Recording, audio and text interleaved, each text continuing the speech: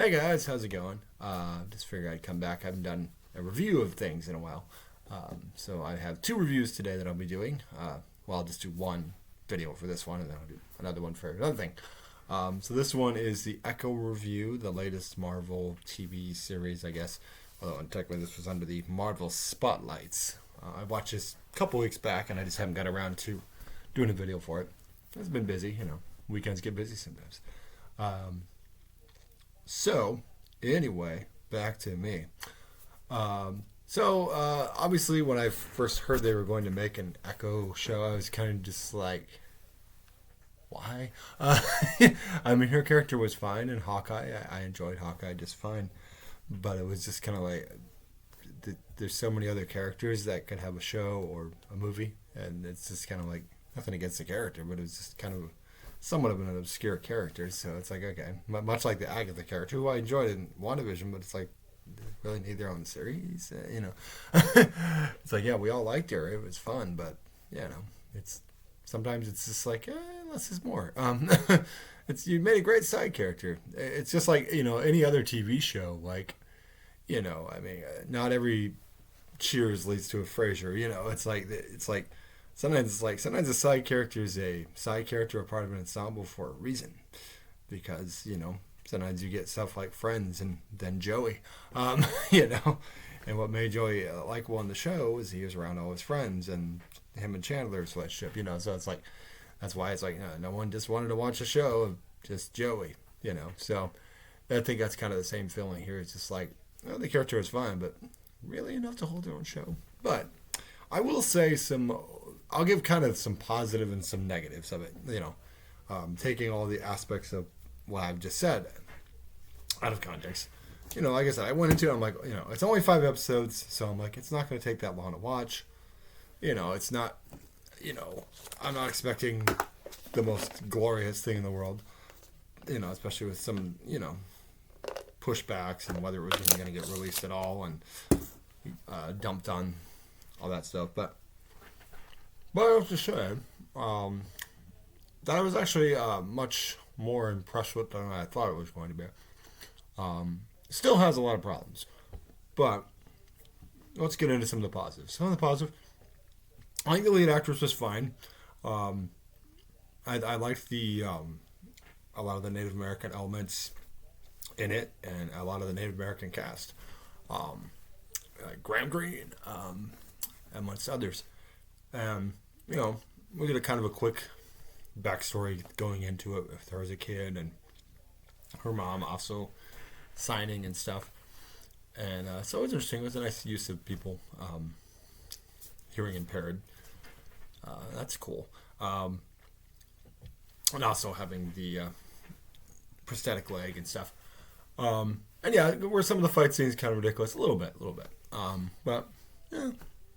I've kind of just gotten used to it. It's a comic book show. You just kind of take some stuff with, grain of salt. Suspend your disbelief, or suspend your suspension of disbelief, or whatever it's called. Yeah, but like I said, I thought the Native American cast was solid. In the bit that we saw of Kingpin, I thought he was solid. He played his role well. The first 3 episodes were pretty decent. There's a good amount of violence in them, and they pushed the envelope a little bit. We also got some other characters. What was her cousin's name? He was kind of funny. I liked him, the guy with the beard. I've forgotten his name now. But he was decent, I thought.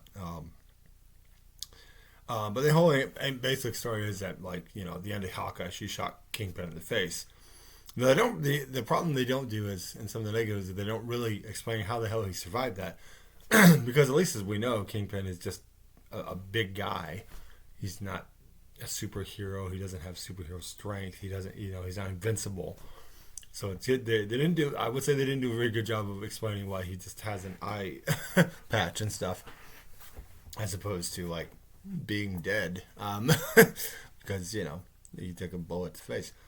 Which I think, I would say that kind of left him in kind of an awkward place, because it's like, when he got shot at the end of the Hawkeye, I'm like, so is he dead? Did he already kill Kingpin? What the hell? Luckily, we're getting a Daredevil series, so that's not the case. But the scene that you saw in the trailer with him beating the ice cream vendor, that was pretty good. Like I said, that was super violent and bloody and stuff like that. I was hoping for a little bit more of that type of action, but there was some decent fight stuff in here.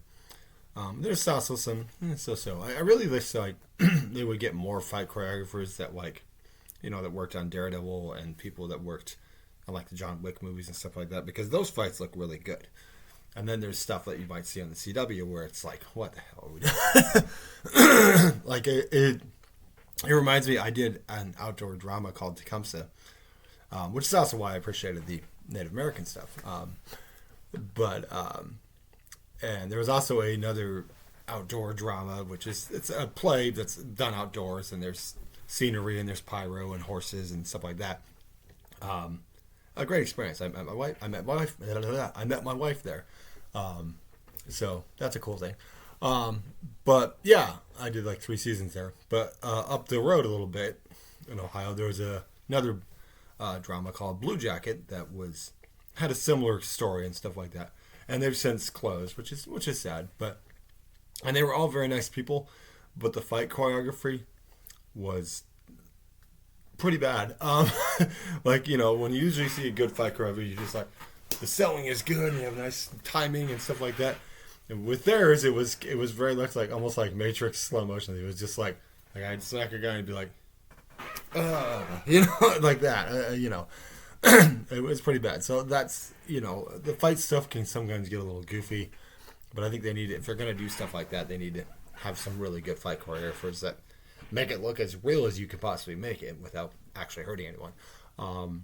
So yeah, that's it wasn't bad. It was, like some people complained about the fights. I thought it wasn't too bad. No, yeah, with having the prosthetic leg, it's not it's not a super weapon. It's but that's fine. I did like the intro music too. I think it's the yeah. I like bam, bam. It was a very catchy theme song.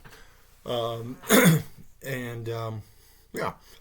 And and she sort of, I would say some of the other negatives, it doesn't feel like Echo really, her character really gets to, she just kind of gets like brushed off some of the bad things she's done, because she did work for the Kingpin and she did kill a lot of people and blew up a factory and all that stuff, and it just seems like everyone's just like, oh, that's cool. So I mean, I would agree with some of that criticism, because it's like, we have to stop, and this is probably a lot of Disney influence, but like we have to stop with these characters where it's just like, well, because they're this, they just get to be forgiven instantly.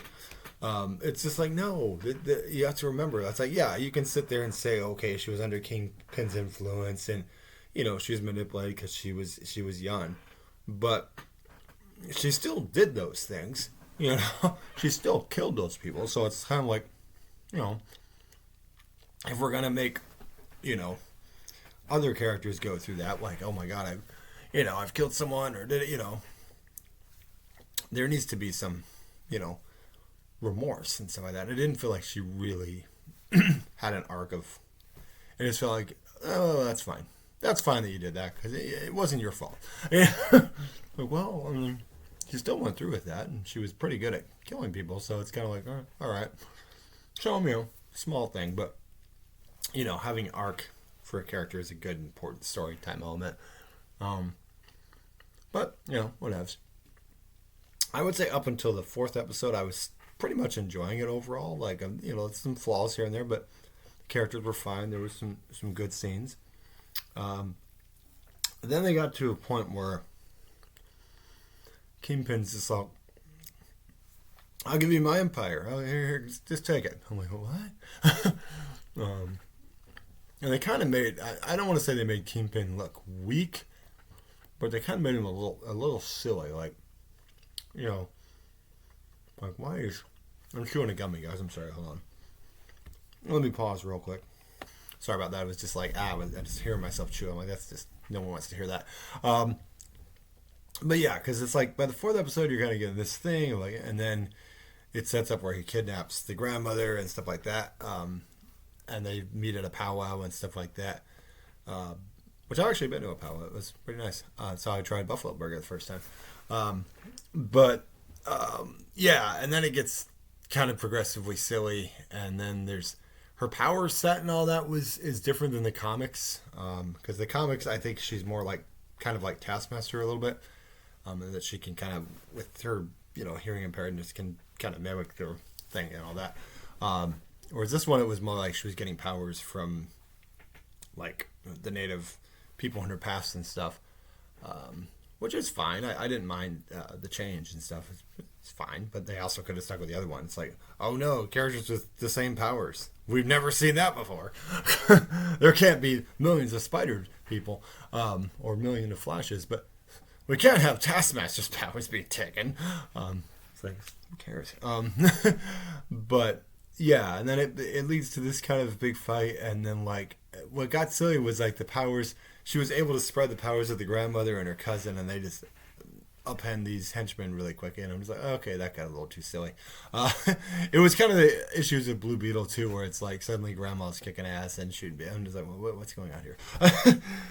But I still liked Blue Beetle, but it was kind of like, okay, what the hell? It can get kind of silly sometimes, and you're just like, what? And then she does this weird thing where she's got Kingpin on his knees, and then she touches him and makes him go confront his childhood thing, and that was kind of strange. So I don't know. I think they feel like they kind of made Kingpin a little silly. So I'm glad that he's going to be in the Daredevil series, and maybe he can get his character kind of repaired a bit. So hopefully, although I'm looking forward to that. It's cool that they seem to be understanding that that's what people want to see continued more or less is the Daredevil on Netflix, which was pretty solid overall.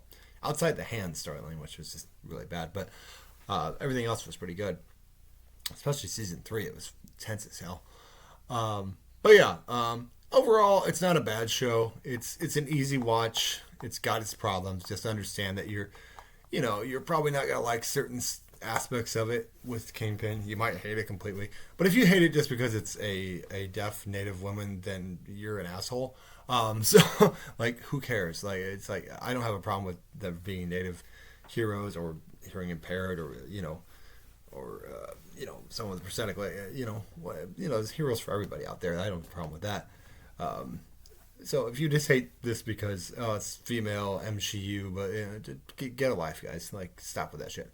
No, yeah, like I said, as a quick little rant though, I will say, hearing reports of them wanting to make a female Silver Surfer or Iron Fist and all that, it's just like, why? Nobody's asking for that. Like, it's not, and I'm not going MCU on this because that's a stupid phrase, but it also just feels like, why even, like, no one is, who's really like, man, I want to see that. It's like, no, just give us, Silver Surfer that we've wanted on screen. The only time we got was that Fantastic Four sequel that wasn't very good. Let's get Silver Surfer on screen. And maybe, down the line, if there's a female Silver Surfer, okay, whatever. But like, with Iron Fist, it's like, you have to have Danny Rand in the friggin' thing. It's like, you don't want to have Finn Jones, okay, whatever, recast, but like, it's just like, let Danny Rand be the frickin' Iron Fist. And then if you have another character, or if you want to go with Jessica Henwick at how Iron Fist season 2 ended, but even when she was the Iron Fist, he still had the frickin' power, and it was, honestly, that cliffhanger for it was buried most of the show. But so it's kind of like, with Ant-Man, they brought in Scott, but Hank Pym was still involved, So it's like, at least if you're going to do the Iron Fist, you at least have to have Danny Rand involved. He can't just be this guy, oh, yeah, I was an Iron Fist once, You can't just ignore him completely. It just feels unsilly. And it's like, there's so many female characters you can bring in that people like Elektra and, a lot of the X-Men, you have Sue Storm coming in, Fantastic Four. It's like, there's plenty of really good female characters, or just bring in Colleen Wing and Misty Knight. There you go. Jessica Jones, bring her back. There's tons of good female characters that you could bring in. There's no need to make female Iron Fist or female Silver Surfer or female whatever else. It's just like, it's lazy, and it's, who's it for? It's really for no one. And no one wants this. There's some idiots on Twitter that are just like, yes, so progressive. They don't really care. They don't watch it. So who cares? But no, like, seriously, this is like, make the X-Men already, for God's sakes. Give us Storm, damn it. Storm. We need Storm. We need Storm. And we need Rogue and Gambit. Damn it, give us Gambit. We never had a truly like great Gambit on screen. We had one in the Wolverine movie, and it was just it wasn't terrible, but it was we could get a better Gambit would be great. Someone who can really do the accent well. And that wasn't the actor's fault. That was more directors there, but yeah, just so small rant there. But yeah, overall, I'd give it about a I'd give it about a 6 out of 10. For this, because like I said, I do like the Native American cast, and I do like having those elements and stuff like that, because not to get into a political stand story, because I don't like to do that, but we kind of we need to give more Native representation, in Killers of the Flower Moon and stuff like that, so we need more Native representation on screen, because I mean, with the history of what we've done to them in this country, it's kind of like have to. I'm not saying this makes up for it, but at the same time, it's a way to make a bridge forward, and have opportunities for people and people who are hearing impaired and things like that, or have prosthetics and stuff like that. They shouldn't feel like they're outcasts or anything like that just because you are butthurt about it. It's like I liked Captain America and Iron Man and all those characters too, but like if there's other characters that have these other things, whether it's disabilities or the different color of their skin or sexuality, that should not be like, well, I'm not going to watch it because they're going woke. Just stop. Just stop. Like, why is your life so miserable that this is the thing that you have to rant about? Like, just if you don't want to watch it, that's fine. Just don't watch it. But these people have these insatiable desire to just hate this thing. I hate it because it exists and da da da. And it's like, look, some things are gonna come out. Sometimes you get some legacy sequel and it sucks. Okay, but is it the end of the world? It's just like if your team loses a football game or something, and it's like, oh, that sucks.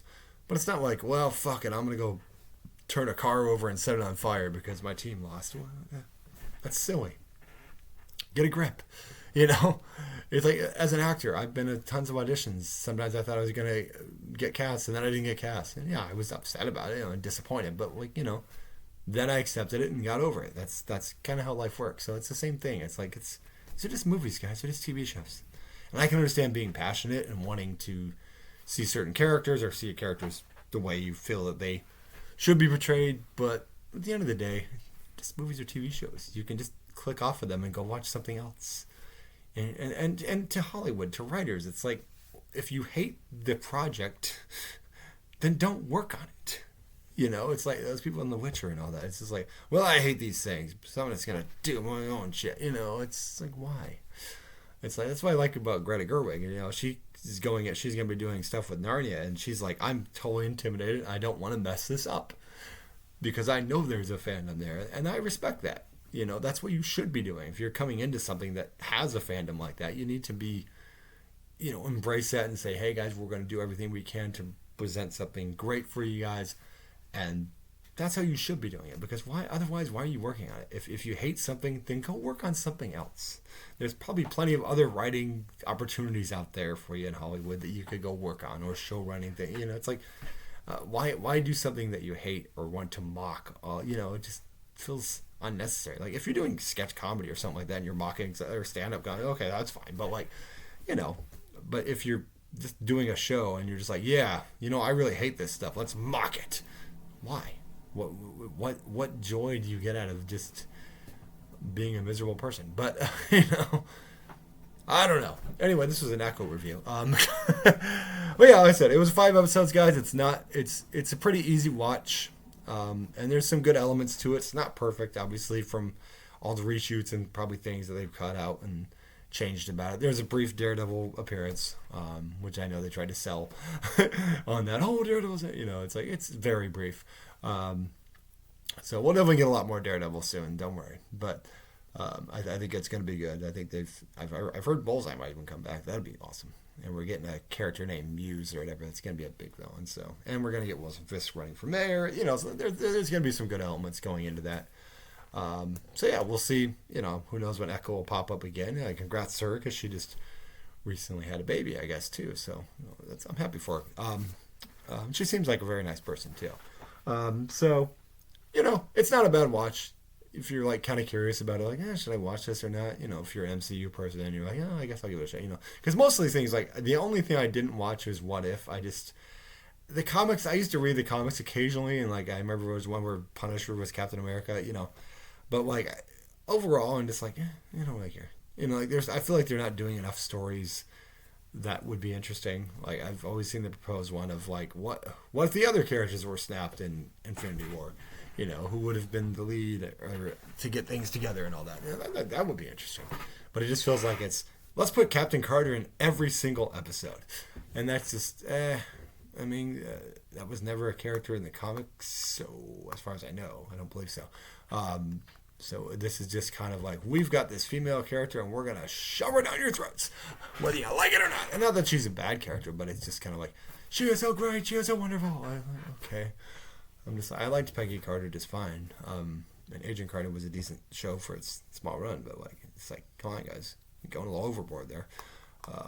It was cool they introduced another hero too, the original hero, Native American hero too, so that's cool. But beyond that, that's the only show that I didn't like. I've even watched She-Hulk and Miss Marvel and stuff, so it's like I usually watch about everything they put out.